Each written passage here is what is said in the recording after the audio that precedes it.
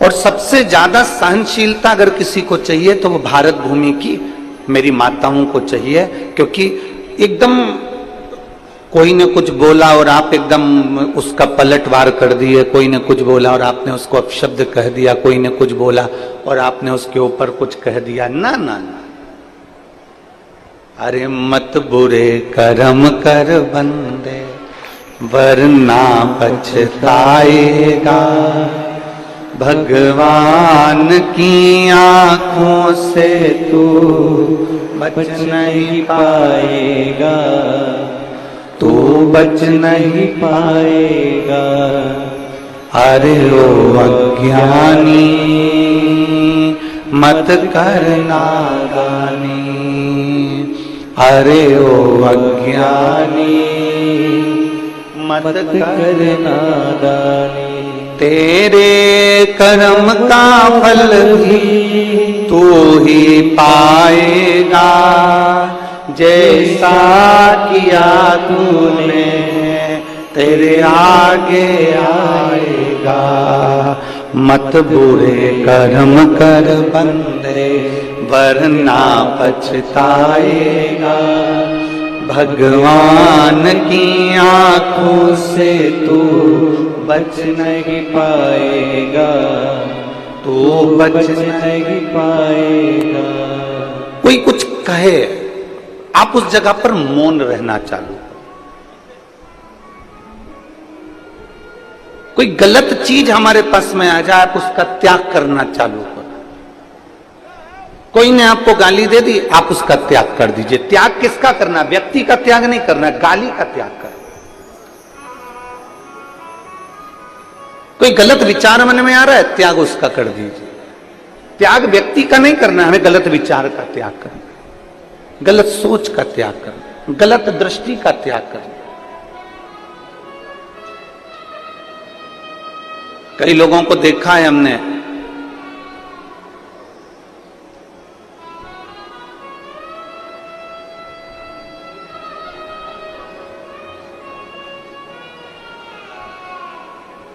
Sugar के डर से शक्कर खाना, बोलो जम के बोलो जरा, शक्कर खाना छोड़ देते हैं। कई लोगों को देखा है हमने, शुगर के डर से, जम के बोलो जरा, शक्कर खाना छोड़ देते हैं। बीपी के डर से, ब्लड प्रेशर के डर से नमक खाना छोड़ देते हैं। बहुत बहुत ध्यान देना थोड़ा सा। शुगर का डर लगा तो शक्कर खाना छोड़ दी, बीपी का डर लगा, ब्लड प्रेशर का डर लगा तो नमक खाना छोड़ दिया। तो भगवान से भी डरो और बेईमानी का खाना।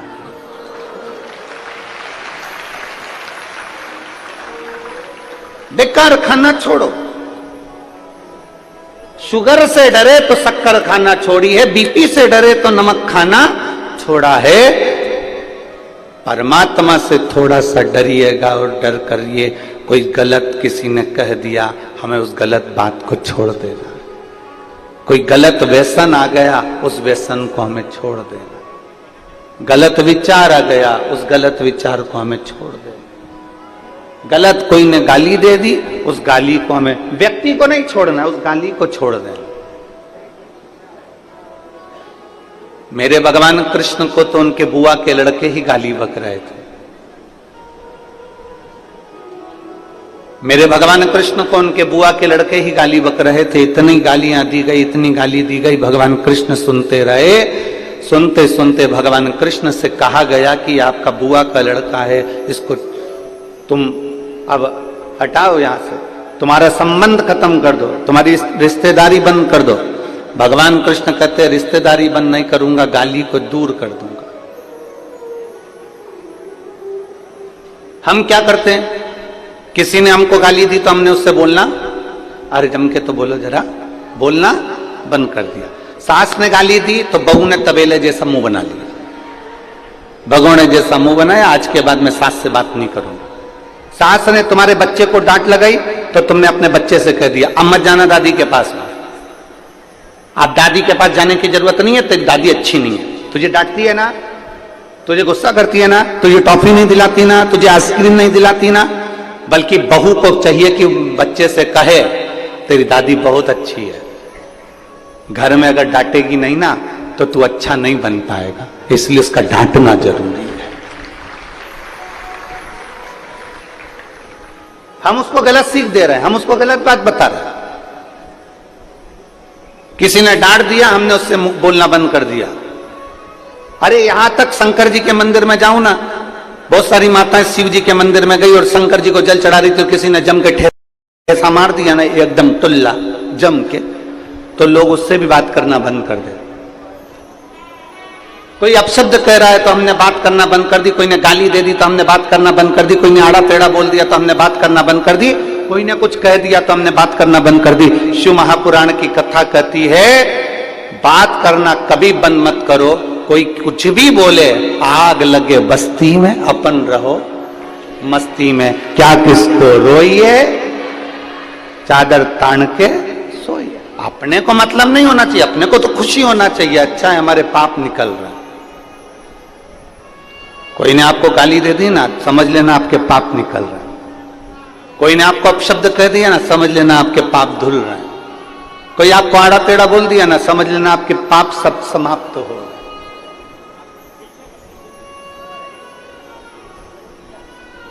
हमें बातचीत बंद नहीं करना है।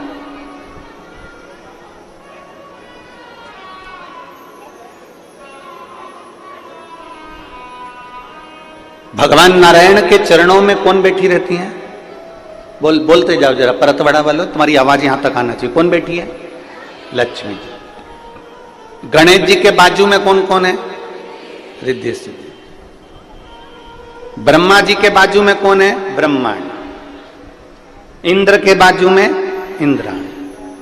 केवल एक शंकर भगवान की अर्धांगिनी माता पार्वती जी ऐसी हैं, शंकर जी के मंदिर में जाकर देखना कि दोनों आमने सामने बैठे हुए हैं, बाजू में नहीं है, आमने सामने। क्यों? कारण मैं कुछ कहूं आप सुनना, आप कुछ कहेंगे मैं सुनूंगी, मैं आपके सामने, आप मेरे सामने रहो, जिंदगी भर रहो। और एक आप और हम हैं, जरा सी कोई बात हो जाती है तो कहते हैं आज के बाद तेरा मुंह ही नहीं देखूंगी, तेरा मुंह ही नहीं देखूंगी।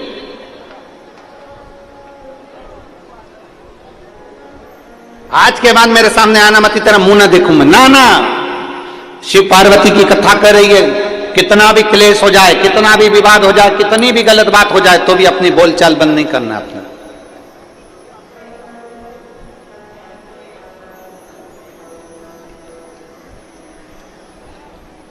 हम क्यों बंद करें?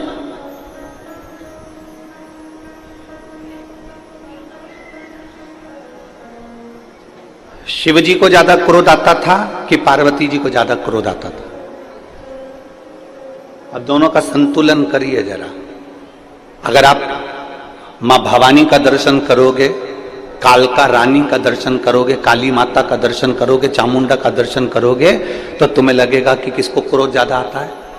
पार्वती जी को। और यदि आप भगवान शंकर का दर्शन करो, जिन्होंने अपनी जटा का बाल थोड़ा वीरभद्र को उत्पन्न करा और दक्ष प्रजापति की यज्ञ को विध्वंस कर दिया, जिन्होंने क्रोध में आकर कामदेव को भस्म कर दिया, अगर आप दर्शन करेंगे तो फिर आपको लगेगा कि शंकर को ज्यादा क्रोध आता है।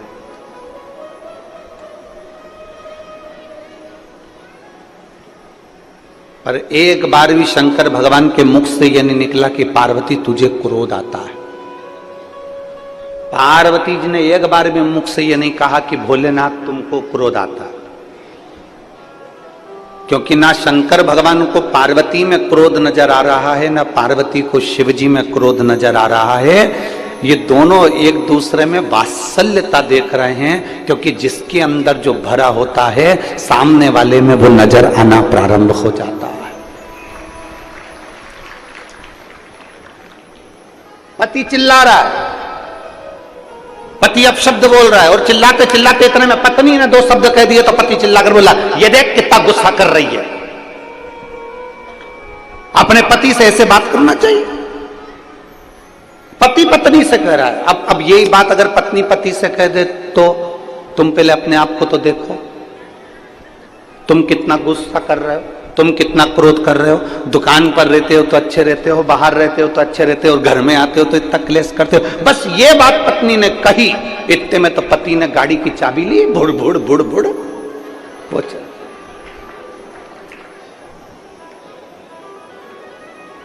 फिर गलत किसने कहा? जरा विचार करिए, बच्चा जब छोटा रहता है तो हम कहते हैं कितना नटखट है। बोलो बोलो, जम के बोलो, एक बार बोल के बताओ, बच्चा कितना नटखट है।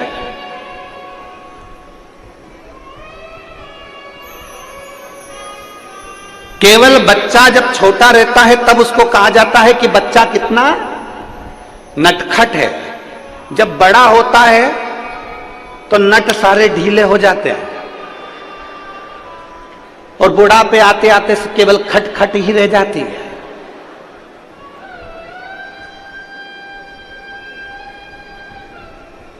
अब कोई बुढ़ापे में किसी बुढ़े व्यक्ति को 80 साल की अम्मा को कोई कह दे, अम्मा कितनी नटखट है,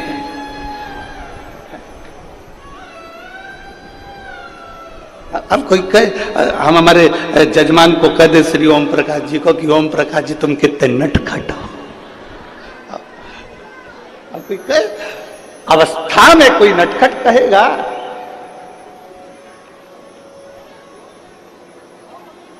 कौन कहेगा? हम क्या देख रहे हैं, हम क्या बोल रहे हैं? पति को क्रोध आया, उसने पत्नी से कह दिया तू गुस्सा करती है। पत्नी को क्रोध आया, उसने पति से कह दिया तू गुस्सा करती है। पर मेरे देव अधिदेव महादेव, मेरे शंकर, मेरे त्रिकालदर्शी, मेरे कैलाशी, मेरे अविनाशी, मेरे शंभु कभी पार्वती से नहीं कहते कि तू क्रोध करती है, क्योंकि शंकर को मालूम है जब दुष्टों का संहार करना है तो पार्वती का क्रोध करना जरूरी है।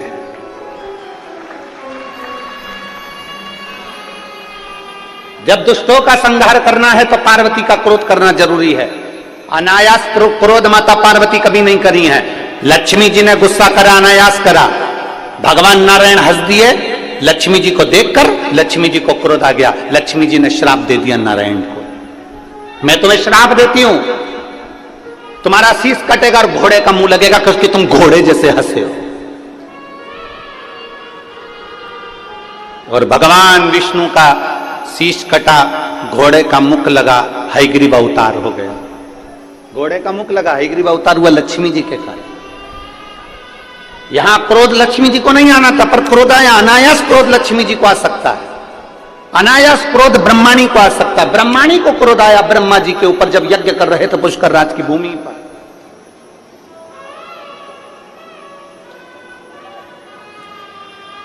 ब्रह्माणी को क्रोध आया जब पुष्कर राज की भूमि पर यज्ञ कर रहे थे और ब्रह्माणी के आने में देरी हो गई। जब ब्रह्माणी नहीं आई तब उस समय पर ब्राह्मणों ने गौ माता के मुख से गायत्री को प्रकट कर लिया और प्रकट कर कर फिर वो यज्ञ में जो बिठाया। बिठाने के बाद में स्वयं ब्रह्माणी देवी आ गई और कह दिया, मेरा अपमान कर दिया, मेरी जगह पर तुमने दूसरी नारी को बिठाया। कहीं पर तुम्हारी पूजन नहीं होगी, कहीं मंदिर नहीं होंगे। अगर मंदिर होगा तो केवल एक पुष्कर राज में होगा, केवल एक पुष्कर राज।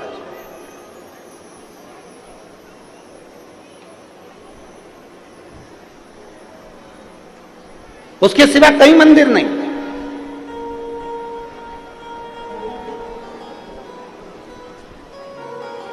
और किसी स्थान पर तुम्हारा मंदिर नहीं होगा। जब ब्रह्माणी ने श्राप दिया तो ब्रह्मदेव कहते, ब्रह्माणी तुम क्या बोल रही हो? ब्रह्माणी कहती है, सुनो ब्रह्मदेव, सारे यज्ञ से बड़ा, सारे दान से बड़ा, सारे पुण्य से बड़ा एक पुण्य होता है और वो कन्यादान होता है।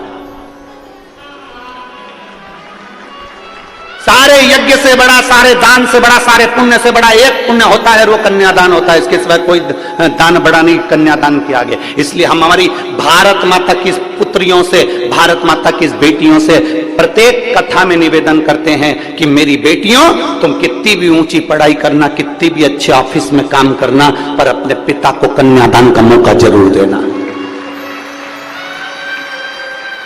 हम हमारी बेटियों से कहते हैं कि आप कितने भी अच्छे पढ़ लो, अच्छे ऊंचे से ऊंचे स्कूल में पढ़ो, ऊंचे से ऊंचे कॉलेज में पढ़ो, अच्छी एजुकेशन आप धारण करिए, खूब अच्छे अच्छे अहदे पर, पद पर मेरी बेटियां बैठे, पर इतना याद रखना अपने पिता को कन्यादान का मौका जरूर देना।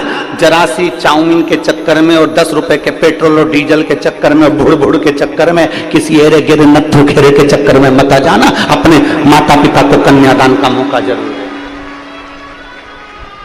ब्रह्माणी ने ब्रह्मदेव से कहा सबसे बड़ा दान कन्यादान होता है, सबसे बड़ा यज्ञ कन्या का विवाह होता है, सबसे बड़ा दान पुण्य अगर माना गया है तो कन्या का दान माना गया है। इसलिए आप जब इस पृथ्वी पर कन्यादान कर लोगे तब ब्रह्मदेव आपका मंदिर इस पुष्कर राज की धरा पर पूजनीय हो जाएगा, उस मंदिर का आनंद हो जाएगा। तब ब्रह्मदेव सतयुग त्रेता सब निकलता चले गया, द्वापर आ गया और ब्रह्मदेव ने विचार करा अब मैं किसका कन्यादान करूं। तब देव ऋषि नारद ने कहा, उसी पल उसी घड़ी देव ऋषि नारद ने कहा कि भगवान कृष्ण का प्रागट्य हुआ है और भगवान कृष्ण का प्रागट्य हुआ है और बरसाने की राधा रानी के साथ में बाल्यावस्था में जिस विवाह को कोई नहीं जानता, केवल एक ब्रह्मदेव जानते हैं, केवल एक नारद जी जानते हैं, केवल एक राधा जानती है और एक केवल एक कृष्ण जानते हैं। बाल्यावस्था में भगवान ब्रह्मदेव ने नारद जी की साक्षी में भांडिर वन में बैठकर राधा जी का कन्यादान कर दिया। तब जाके ब्रह्मदेव का पूजन पुष्कर राज की धरा पर प्रारंभ हो गया। तब जाकर प्रारंभ, सहजता नहीं है महाराज, उसको समझना।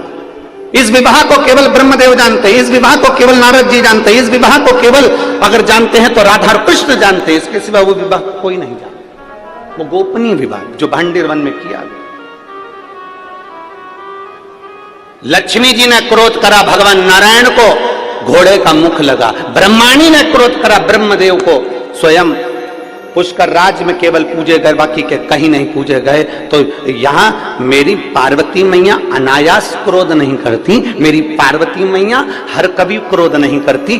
जहां क्रोध की जरूरत है वहां पार्वती जी क्रोध करती हैं। और आप कभी अनुभव करिएगा, मेरा बहुओं से निवेदन है, मेरा बेटियों से निवेदन है कि आप कभी अनायास क्रोध ना करें, हर कभी क्रोध ना करें। क्रोध का भी एक समय होता, क्रोध पर थोड़ा सा कंट्रोल होना चाहिए। क्या होना चाहिए? जम के बोलो जरा, कंट्रोल। बेडरूम होता है घर में, बोलो जम के बोलो। वो मेरी परतवाड़ा की जीजी बोलो, घर में बेडरूम होता है, जम के तो बोलो। ड्राइंग रूम होता है, वॉशरूम होता है, ठीक है। तो फिर घर में एक रूम कंट्रोल रूम भी होना चाहिए।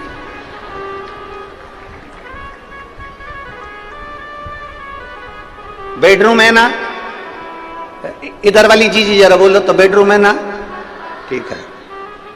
ड्राइंग रूम है ना, ओ जी हो है ना, वॉशरूम है ना, तो फिर कंट्रोल रूम भी हो। जैसे गुस्सा आए उस रूम में जाकर बैठ जाओ, अपने आप को कंट्रोल करना प्रारंभ करिए।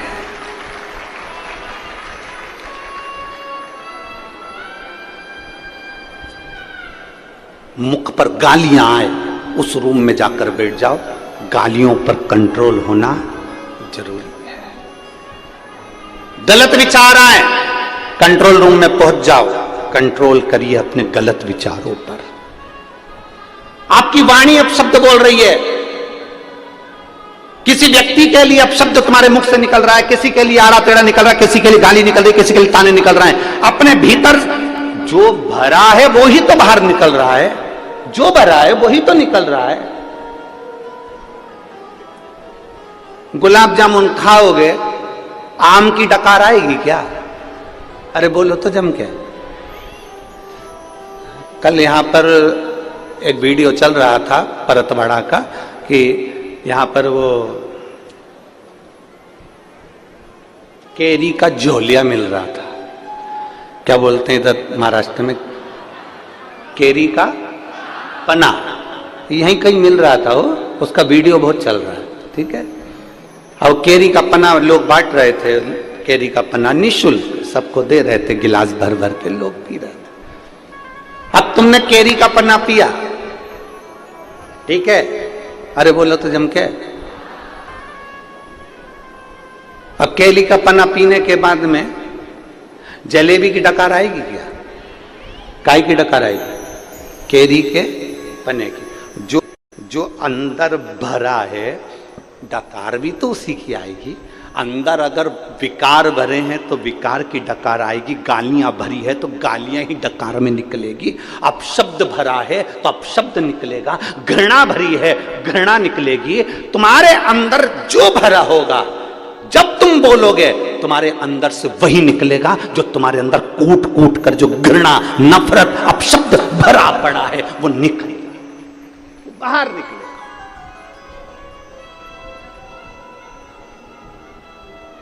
कोई व्यक्ति बहुत अच्छा बोल रहा है, समझ लेना उसके अंदर अच्छाई भरी हुई है। कोई व्यक्ति बहुत अच्छी व्यवहार कर रहा है, समझ लो उसके अंदर व्यवहार अच्छा भरा हुआ।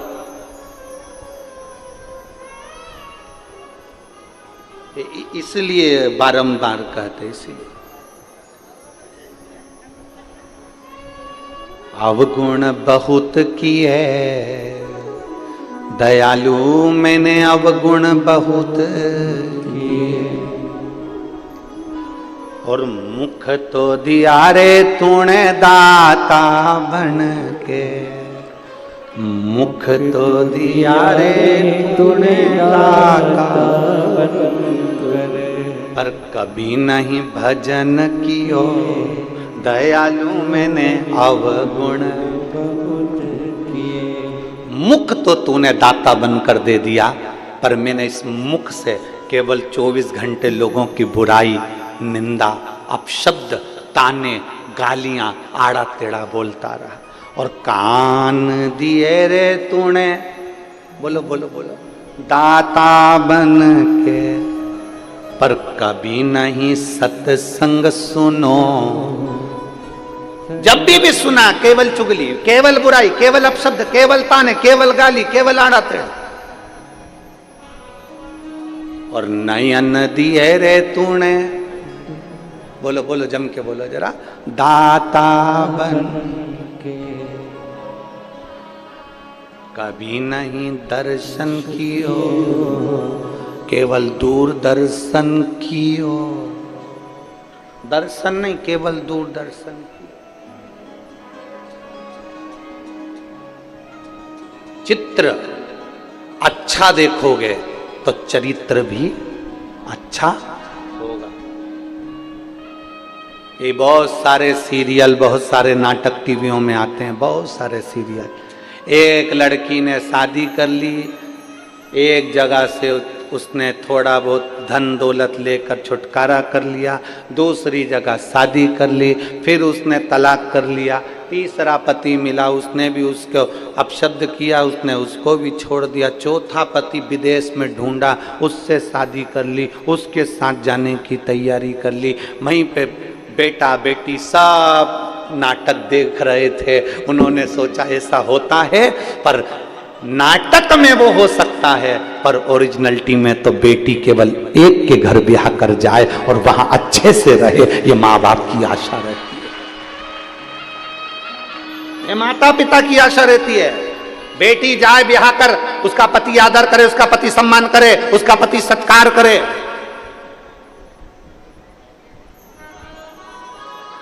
ये हर माता पिता का एक मन का भाव होता है, प्रत्येक माता पिता का।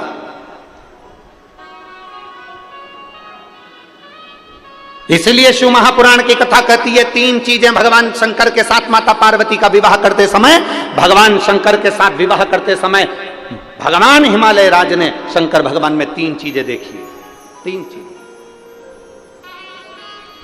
महाराज,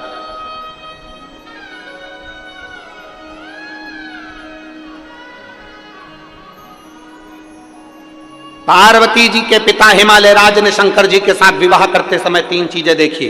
प्रत्येक घर के पिता को अपनी बेटी की शादी करते समय तीन चीजें देखना चाहिए। पहला,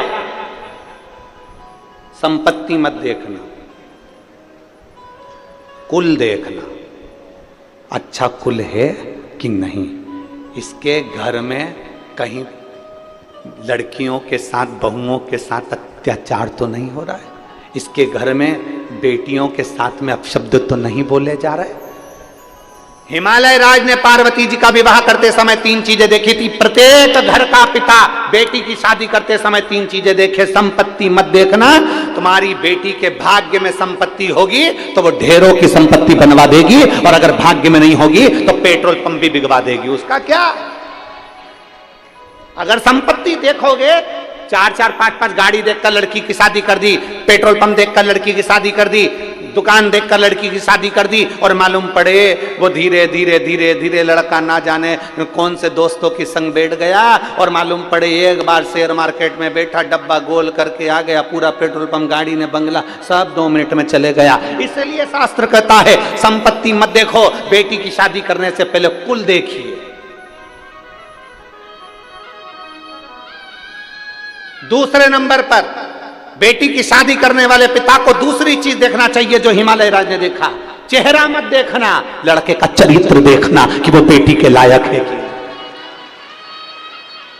मालूम पड़े हैंडसम, स्मार्ट। अब स्मार्ट तो फोन भी होता है, क्या करें? तो क्या फोन से शादी कर लोगे? स्मार्ट है नहीं, स्मार्ट तो फोन भी होता है। हिमालय राज जी ने अपनी बेटी पार्वती का विवाह करने से पहले 3 चीजें देखी। पहला, उन्होंने संपत्ति नहीं देखी, कुल देखा। दूसरे नंबर पर उन्होंने चेहरा नहीं, अब आपको बोलना है, क्या देखा? चरित्र देखा। लड़का कहीं गलत पीने खाने में तो नहीं, व्यसन में तो नहीं, बेकार जगह तो नहीं जाता, कहीं और इसका संबंध तो नहीं। मालूम पड़े हमारी बेटी जिंदगी भर रोहे कि मालूम चेहरा तो अच्छा था, स्मार्टफोन जैसा था, नजर भी अच्छा आ रहा था, कभी कभी एप्पल जैसा भी था। पर बेटी को दुख हो तो क्या मतलब का वो एप्पल का फोन किस काम का जब तुम्हें चलाना ही नहीं आए? तो बोलो तो सही ईमानदारी से, क्या काम का? गांव का कोई व्यक्ति बेचारा फसल का काम करे ना, जो जमीन में खेती बाड़ी करे, उस व्यक्ति को कोई बहुत बड़ा एप्पल का फोन दे देनी तो वो तो जाके कह दे छोरा से मेरे को नहीं चाहिए, मेरे से चले ही नहीं, मारे तो कीपैड ला के दे दे, छोटा सा नंबर दबाऊं और बात हो जाए और बाद में बात खत्म, मेरे से तो बस इतना सा चले। अभी भी यहाँ पर कई माताएं ऐसी बैठी है, कई माताएं बैठी है जिसको बड़ा बड़ा फोन चलाना नहीं आता, तो छोटा सा फोन से काम चला ले। भले उसका लड़का 10,000 20,000 का चला है, पर वो तो वो 500-700 का चला ले, बहुत है होता बहुत।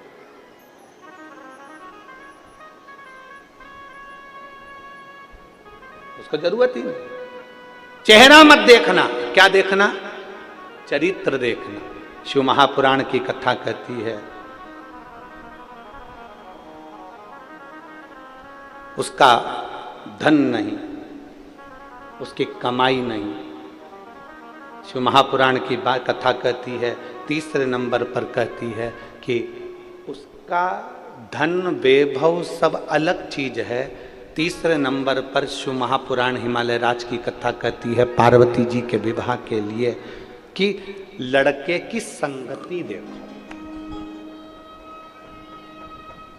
संग किसका है?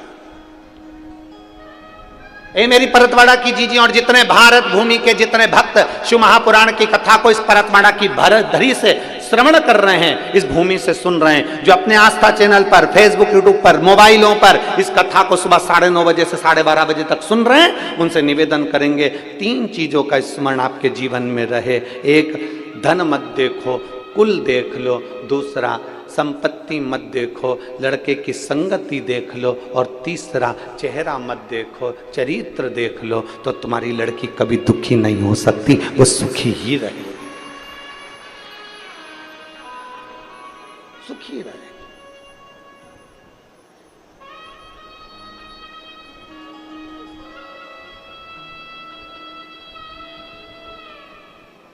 इसलिए शिव के सिवा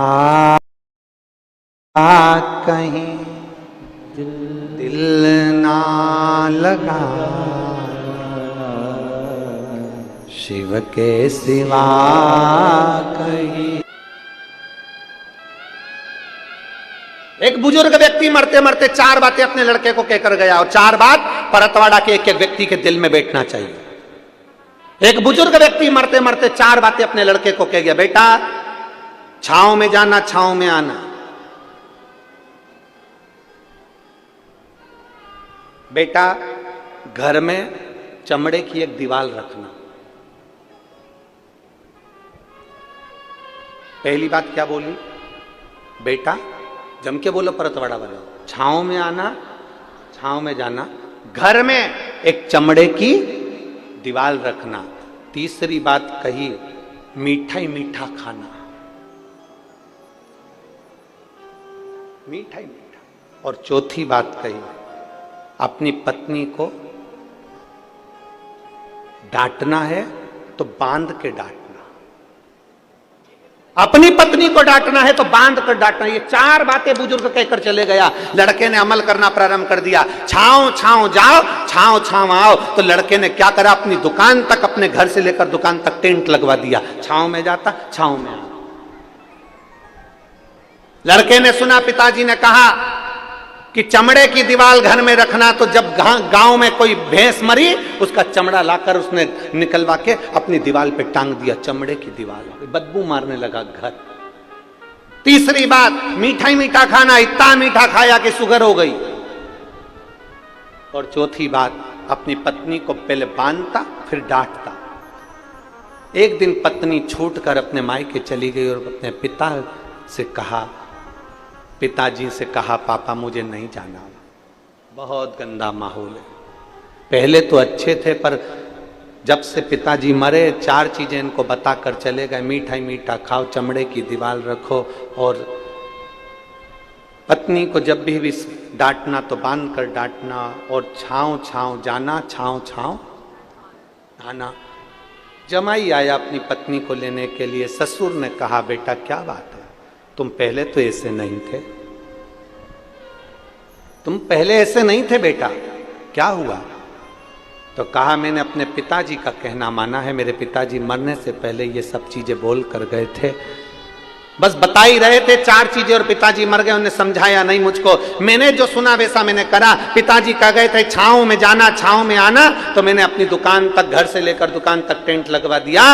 लड़की के पिताजी ने कहा, तुमने अपने पिता के शब्दों को सही से धारण नहीं करा। तुम्हारे पिताजी ने कहा था छांव में जाना, छांव में आना, मतलब जब भी अपने व्यापार के लिए जाना, दुकान पर जाना, तो सुबह जाना और शाम को आना। छांव में जाना, छांव में आना, मतलब सुबह जल्दी जाओ, सूरज उगते से अपने व्यापार को चालू करो, रात्रि को जब सब आनंद के साथ में छांव हो जाए, सारा व्यापार बंद कर कर फिर आओ। इसको कहते हैं छांव में जाना, छांव में आना। तूने टेंट लगवा दिया, इसको छांव में जाना, छांव में आना नहीं कहते। फिर कहा, मेरे पिताजी ने कहा था मीठा ही मीठा खाना, अर्थात तेरे पिताजी ने कहा था हमेशा ईमानदारी की खाना, कभी गलत मत खाना, नमक मत खाना, मीठा खाना, अपनी इज्जत से खाना। और जब ईमानदारी का कोई खाता है तो वो मीठा ही कहलाता है, भले लड्डू ना खाए पर वो ईमानदारी की मिठाई ही होती है। मेरे पिताजी ने कहा था चमड़े की दीवार घर में जरूर रखना। तेरे पिताजी ने कहा था कोई एक व्यक्ति घर में ऐसा रखना जो तुझे सतमार्ग बताता रहे, तेरी इज्जत कराता रहे और तुझे सम्मान के शब्द बोलता रहे।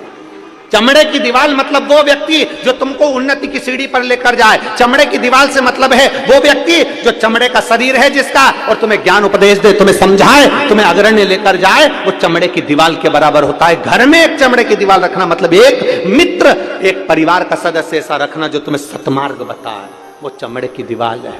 और चौथे नंबर पर पत्नी को बांध कर डांटो, मतलब पत्नी को कभी 4 लोगों के सामने मत डांटना, अकेले कमरे में ले जाकर डांटना, इसको कहते हैं बांध कर डांटना।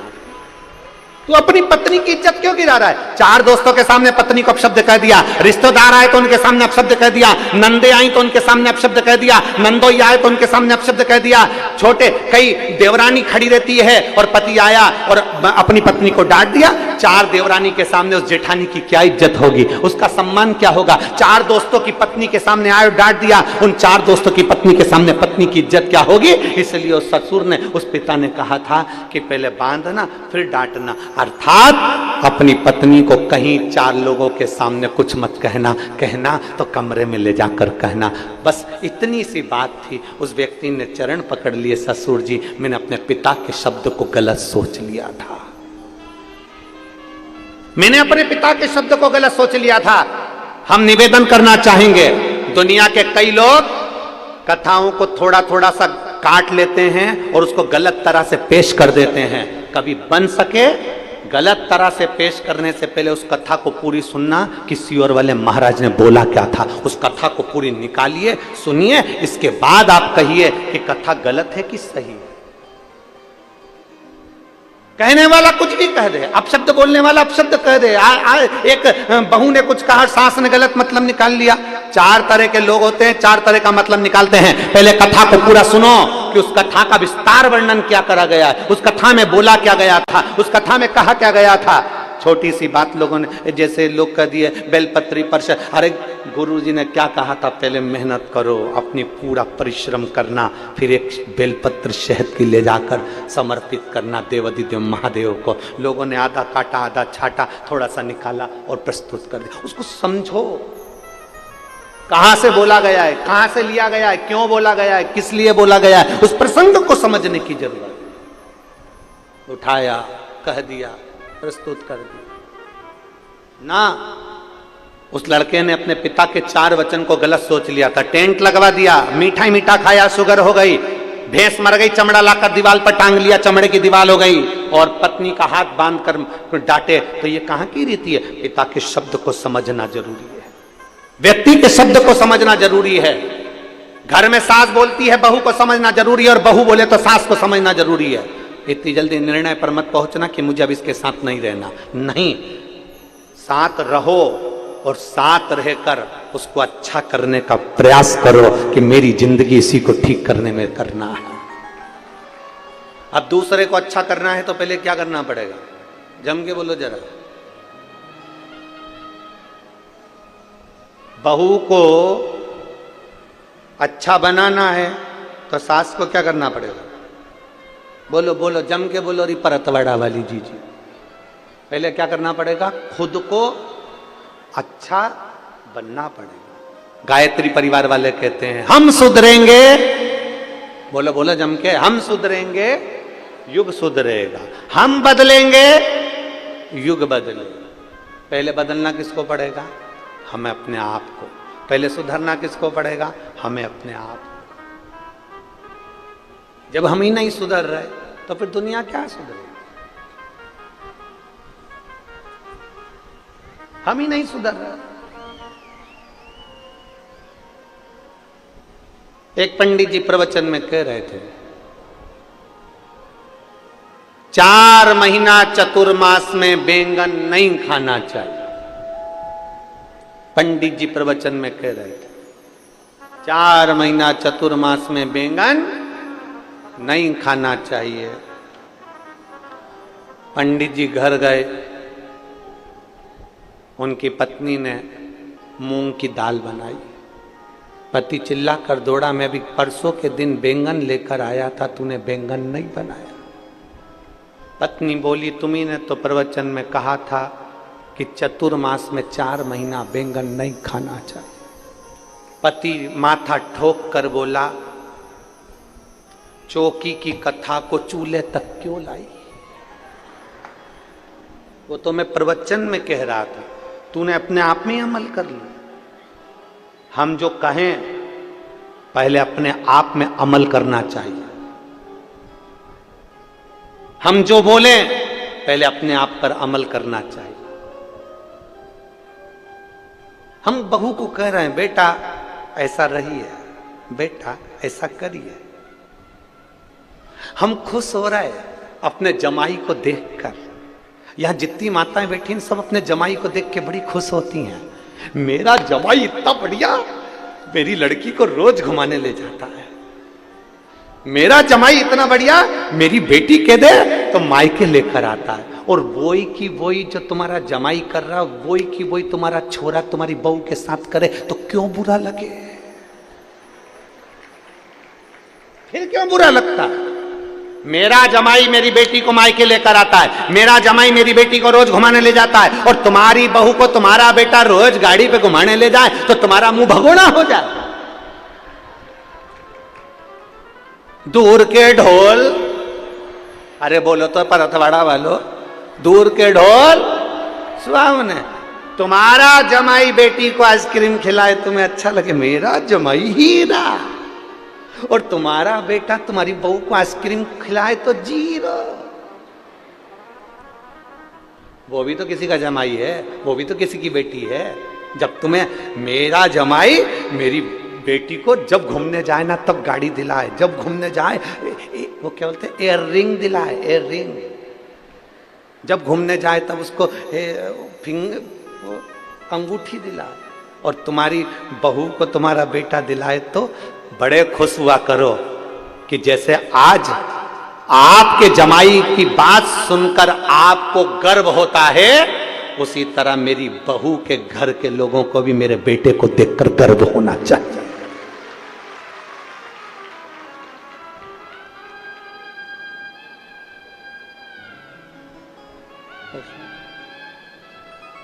दूर के ढोल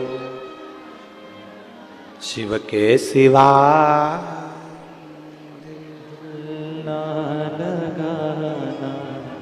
बस दूसरा करे तो अच्छा, अपन करें तो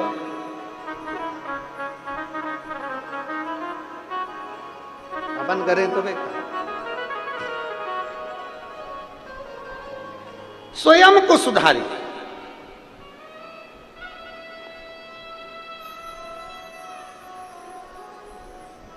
और जिस दिन हम स्वयं सुधर गए, हम सुधरेंगे। हम दूसरे से कहते हैं मंदिर जाओ, लोटा भर के जल चढ़ाओ, पहले अपने को जाना पड़ेगा। हमने दूसरे से कहा तेरे यहां ऐसा हो रहा है तो तू पशुपति व्रत कर, उसने पशुपति व्रत करे और उसका काम हो गया, और तूने पशुपति व्रत करे और नहीं हुआ। क्यों? क्योंकि तेरा विश्वास पक्का नहीं था। उसने तेरे वचन पर विश्वास करा और उसने काम किया और हो गया। एक पत्र है, देखिए,